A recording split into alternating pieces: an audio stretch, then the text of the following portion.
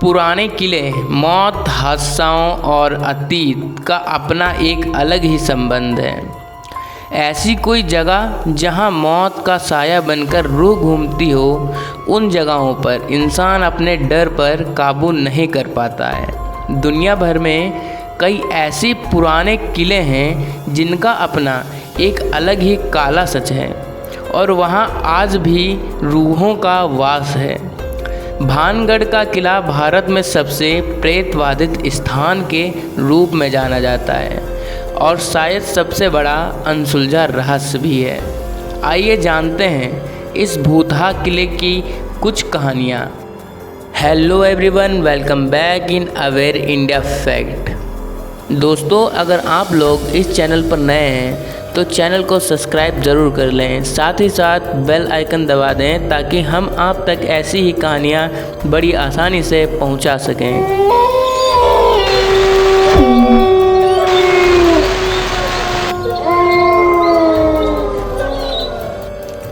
दोस्तों, उम्मीद है आप लोगों को भानगढ़ किले के इतिहास के बारे में तो पता ही होगा। अगर नहीं पता है तो मैं बता दूं कि भानगढ़ किला 16वीं शताब्दी में बनवाया गया था। इस किले को आमेर के राजा भगवंत दास ने 1573 में बनवाया था। दोस्तों, लोगों की माने तो इस किले में रात में किसी के रोने और चिल्लाने की तेज़ आवाज़ें सुनाई देती हैं। कई बार यहाँ एक साये को भी भटकते हुए देखने की बात की गई है। इन बातों में कितनी सच्चाई है ये कोई नहीं जानता।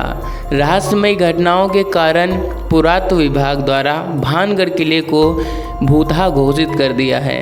किले के प्रवेश द्वार पर उसने बोर्ड लगाया है जिसके अनुसार सूर्योदय से पहले और सूर्य अस्त के उपरांत किले में प्रवेश वर्जित है। दोस्तों, भानगढ़ का किला कैसे बर्बाद हो गया उसके पीछे एक छोटी सी स्टोरी है जिसको मैं आप लोगों के साथ शेयर करना चाहता हूँ। दोस्तों, कहते हैं कि भानगढ़ की राजकुमारी रत्नावती बेहद खूबसूरत थी। उस समय उनकी रूप की चर्चा पूरे राज्य में थी और साथ देश कोने कोने के राजकुमार उनसे विवाह करने के इच्छुक थे। उस समय उनकी उम्र महज 18 वर्ष ही थी और उनका यौवन उनके रूप में और निखार ला चुका था। एक दिन वह अपनी सखियों के साथ इत्र की दुकान पर गई।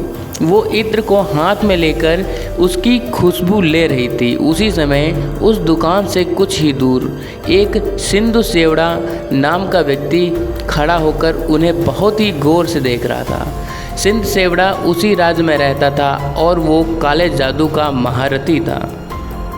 दोस्तों, कहते हैं कि वह राजकुमारी को पागलों की तरह मन ही मन में प्रेम करने लगा था। वो हर हालत में राजकुमारी को पाना चाहता था, इसलिए उसने उस दुकान के पास आकर एक इत्र के बोतल पे जिसे रानी पसंद करती थी, उसने उस बोतल पर काला जादू कर दिया जो राजकुमारी के वशीकरण के लिए किया गया था। लेकिन इस बात का पता राजकुमारी को चल गया।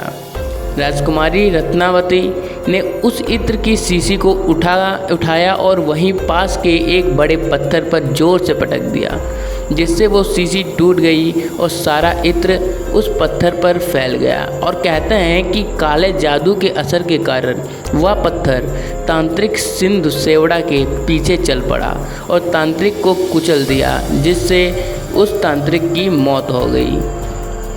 दोस्तों, मरने से पहले तांत्रिक ने श्राप दिया कि इस किले में रहने वाले सभी लोग जल्द ही मर जाएंगे और वो दोबारा जन्म नहीं ले सकेंगे और उनकी आत्माएं इस किले में भटकती रहेंगी।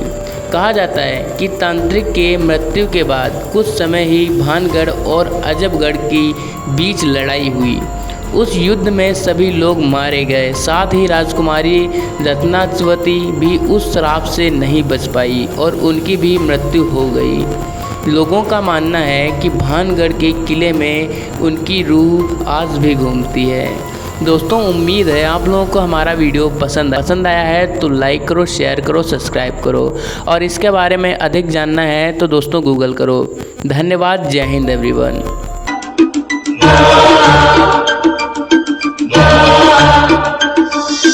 Oh